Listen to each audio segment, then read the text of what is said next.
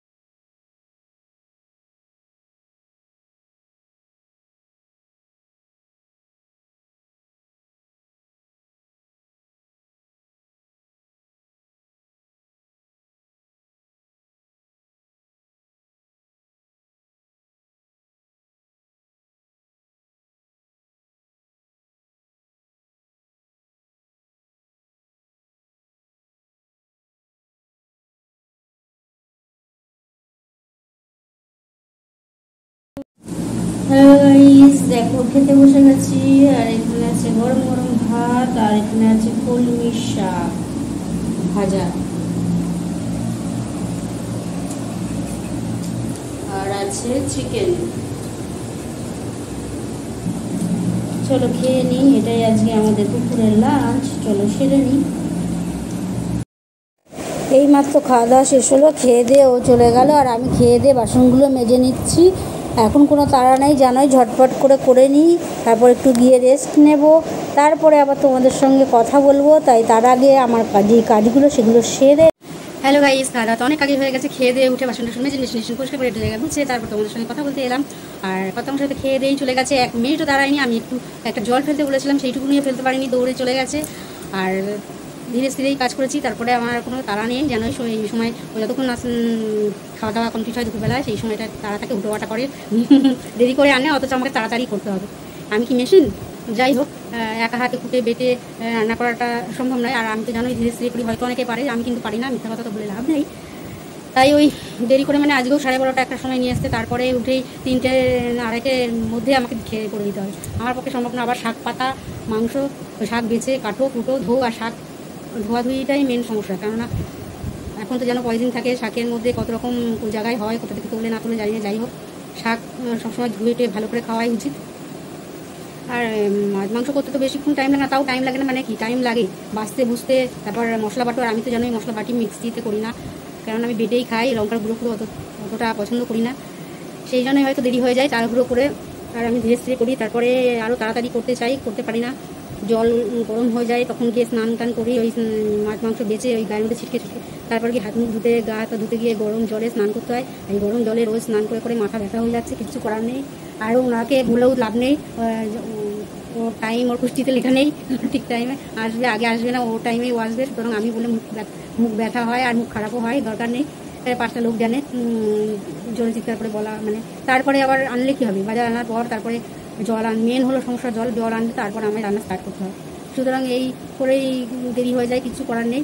আর এখন এই টাইমটা আমি ফাঁকা থাকি, এই টাইমটা আর কোনো কাজকর্ম নেই বসে, তাই তোমাদের সঙ্গে ভাবলাম একটু বকবক করি, তারপরে বসবো। এখনও কিছু খাইনি, ঠাকুরের প্রসাদে আজকে শশা দিয়েছে, আর আমাকে বলেছে তোমার জন্য আমি আজকে শশা ঠাকুরকে দিয়ে সেই শশা রেখে গেলাম। তুমি সেটা জানি, আমি কেটে রেখে দিলে খাবো না হয়তো, কেননা আমাকে ও তো খেতে না খেতেই ও চলে যায়, তো একসাথে বসে খেতে বসি।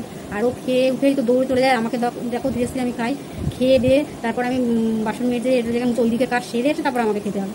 সেই জন্য জানে কেটে রাখলে খাবে না হয়তো, তাই ও আস্তে রেখে দিয়ে গেছে। আর আস্তে রেখে দিয়ে গেলে কি, আর শশা অন্য জিনিস আস্তে প্যারাটা থাকলে কামড়ে কুমড়ে খেয়ে, শশাটা বিশেষ কামড়ে কুমড়ে খাওয়া যায় না, না চুলে তো খাওয়া যায় না, তেতো লাগে। সে অনেকেই খাই, আমি তো খেতে পারি না না চুলে। চলো আর বেশি বকবক করবো না, আবার পরে তোমাদের সঙ্গে বকবক করবো। এখন আমার টিফিন কিছু আসেনি, জানি না কি টিফিন আসবে। যাই হোক, মুড়ি কিছু একটা খেয়ে নেবো, ঘরে তো আছেই, ওটা নিয়ে চাপ নেই। আর ও আনলে তো সব ভাজি ভুজি নিয়ে আসবে, আর আমাকে খাইয়ে আমার এখনও নেই, যেগুলো বলবো আমার সুগার, থাইরয়েড, প্রেশার, তারপরে কি কোলেস্ট্রল সব বাড়িয়ে দেবে, আর হার্টের প্রবলেমও করে দেবে, চর্বি খাই মানে এই মাছ মাংস খাই যাই হোক সব করে দেবে। যাই সেই জন্য আমি যতটা পারি মেপে খাই, ব্যাস চেষ্টা করি। আর তোমরা হয়তো বাবা বোনকে বলো খেতো না, ঠিক কী করবো, আনতে বলে তো আমাকে, আনলে তো আমাকে আনতে বলে বলছে, আনলে তো আমাকে খেতে যাবে, পয়সা জিনিস ফেলে দিলে তো লাভ নেই। সেদিনকে আমি ফেলে দিয়েছি, সেদিনকে মানে ওই যে খাইনি, ও রাত্রিটা খাইনি, সেইগুলো ফেলা নিয়ে সত্যি মিথ্যে কথা বলবো না। ওই জন্য বিশেষ কষ্টের দিনে যখন ও ফেলে দিচ্ছে আমি খাবে না, বলো না আমি এখন রাতে তখন ফেলে দিচ্ছে, তখন খারাপ লাগে। আবার আমি বলেছি কেড়ে নিয়েও আর ভালো না, শরীর অসুস্থ হবে, খেয়ে নিই, সেজন্য আর খাইনি। এই হলো ব্যাপার। চলো পরে আবার আসি কথা বলি। হ্যালো গাইস, এইমাত্র খাওয়া দাওয়া শেষ হলো, আর কি খেলাম সেটা তোমাদের দেখাতে পারলাম না, তাড়াহুড়োর সঙ্গে খেয়ে নিয়েছি। মানে মোবাইলটা নিয়ে গেছিলাম করবো বলে, কিন্তু করতে পারিনি, কখন ভাত বাড়তে খেতে শুরু করে দিয়েছি, আর মনেও ছিল না, তাই আর বাসন মাজা কি দেখাবো, খাওয়া দেখাতে পারিনি, বাসন মাজা কি দেখাবো, ওই জন্য দেখালাম না। আর রাত্রিরে মাংস আর ভাত খেয়েছি, আর কিছু ছিল না। দুপুরে করেছিলাম মাংস আর কলমি শাক, এটাই ছিল দুপুরের লাঞ্চ। আর রাত্রিরে খালি মাংস আর ভাত, এটাই রাত্রিরে ডিনার। সেরে বাসন টাসন মেজে বেসিন টেসিন পরিষ্কার করে একটু জায়গা মুছে, গ্যাস ওভেন মুছে, তারপর তোমাদের সঙ্গে কথা বলতে এলাম। এখনও অনেক কাজ বাকি আছে, দাঁত ব্রাশ করা, দাঁত মাজা কিছুই হয়নি। আর প্রচণ্ড গরম, এই বলছে ঝড় বৃষ্টি আসবে, একবারে অন্ধকার হয়ে এসে একটু দমকা হাওয়া দিল, আর এক ফোঁটা বৃষ্টি পড়ে ব্যাস বন্ধ হয়ে গেল। যেমনকার গরম তেমনই রয়ে গেল। আর একজন খেয়ে দিয়ে উঠে দাঁত ব্রাশ করতে লেগে গেছে, আর আমি তোমাদের সঙ্গে বকবক করতে লেগে গেছি।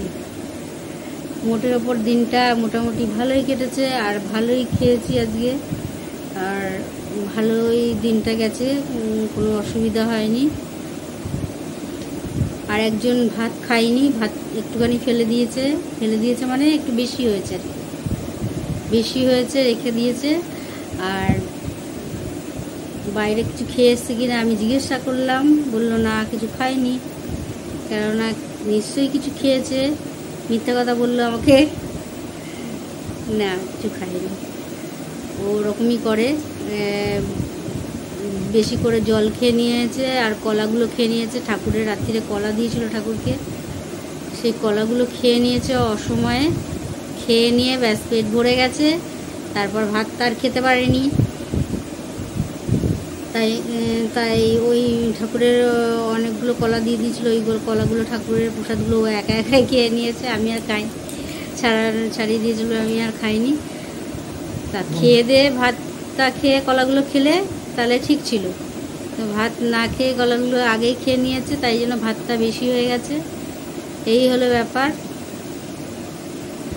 বারণ করি যে আগে থেকে খাবে না, খেয়ে দিয়ে উঠে ফল খাবে, তাও শুনবে না, খালি দিয়েই পুজোটা স্নান করেছে, পুজোটা দিয়েই আগেই ফলটা খেয়ে নেবে, ফল মুখে দিতে বারণ করি।